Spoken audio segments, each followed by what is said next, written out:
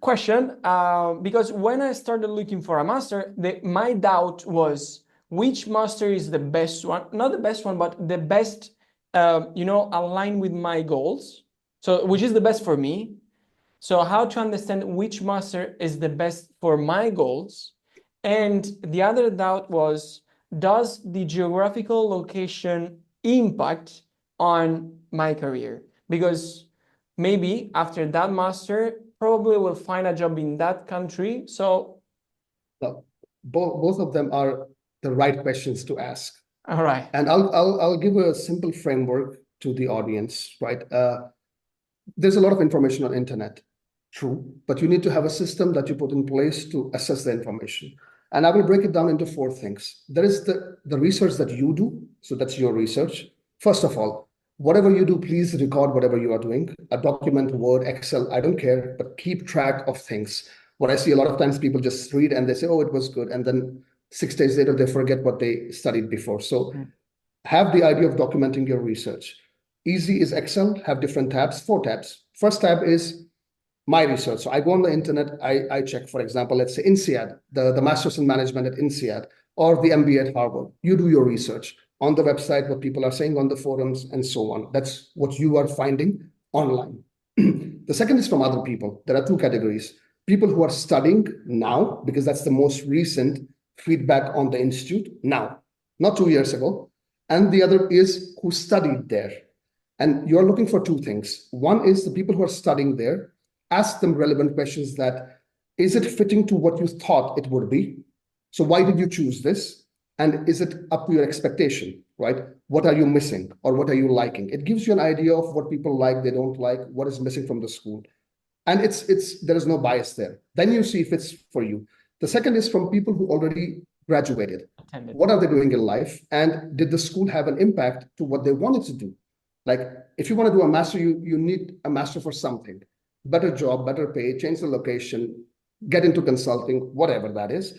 Find the people and then ask them if it helped them match the expectation and how. Third thing, and a lot of people, I tell you, don't do this enough. Ask the fucking schools. They're on the road around the year, traveling to the cities which close to you at least. Like there are fairs in Milan, in Rome, in Torino. Go there, ask the schools relevant questions, not that you find on the website. Talk to them, get their perspective, see how they are as people. What are the values they have? Is it more collaborative? Is it more competitive? These are the things you need to look for. And once you have this, then you can understand which of these schools are better for you. Of course, there is the ranking. You can look at Financial Times. You can look at the QS. You can look at Bloomberg. Usually, the infamous ones are everywhere. So at least you have a list of 15 to 20 schools. You also need to look at your expectations. Do you need a scholarship? Who's paying for your master's? How do you do it? How much money can you or your family spend? These are vital questions you need to plan, right? The master's can be for 12,000 and there are masters for 85,000, right? Yeah. Both are fine. Once you have all these parameters, then either with alumni, other people with more information, or organizations like us, like come to us, we do free evaluations, and we also organize a lot of seminars with the schools, with our ex-students that you can get all this information from. That gives you a good idea of which kind of schools you're looking at, right? And then the second important thing that you should always ask is why you are doing the master's, short-term goal, and then long-term. And then which is the better place for you to be, right? I want to get into consulting. Okay, the school on your list, how many people go into consulting from this school? Well, if nobody goes, then why are you hoping something different by going to this school, right? So you need to see what happened before, use the historical data, because usually it is that.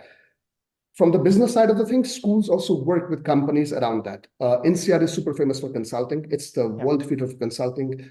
There are schools, Chicago Booth, finance, LBS, great for finance, HSC, So schools have their own reputation, and it's because of their strong networking with these companies that they have sent students from a long time. So these are some of the things that students must do. Absolutely. Okay. So summarizing, you suggest to make like an Excel with the information you found, the information found from current students, past students, exactly. Right? Then all the financial financial Yeah, the financial plan, if you want scholarships, definitely. loan, everything. And the last one is the schools themselves. Hear it from them. Ask them the relevant questions, Yeah. right? So And absolutely. yeah, when you have them like written, then it's easier to take a to make a decision. I like this approach, Absolutely. this like logical step one, Yes, step three approach. Definitely. exactly. You'll be surprised how people think, because if I say this school is amazing, but as you said, but for you, how do I know that? I need to know what you want. And you need to know what you want. I think that's the first step. And a lot of people miss that step, and they go by, my friend went to that school. It's a great school. I will just go there. That's it. They just follow. Also, what I was doing at that in that period was which one is the best three. I want those in the in the ranking. I want those, but actually that's the wrong way because Mhm. I need to find the best for me and for my goals, as you said. Exactly. Um, all right. And usually the ones in the top of the rankings, the top 15, top 20, most of them, usually you fit into one of those schools. That's what I have seen. So from that side also, it's covered. You are not going to some, unless you want something which is super specific, right? Definitely.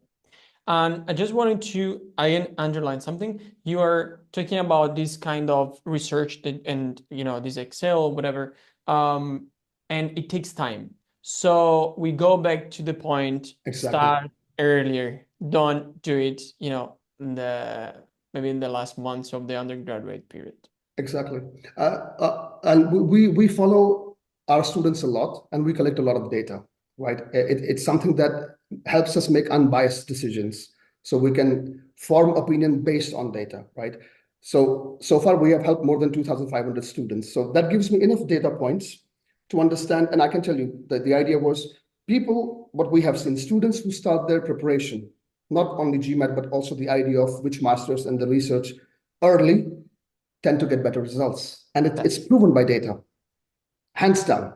And it gives you the ability to change your course when you have new information because you're ready and you are not running late, right? Definitely. So absolutely.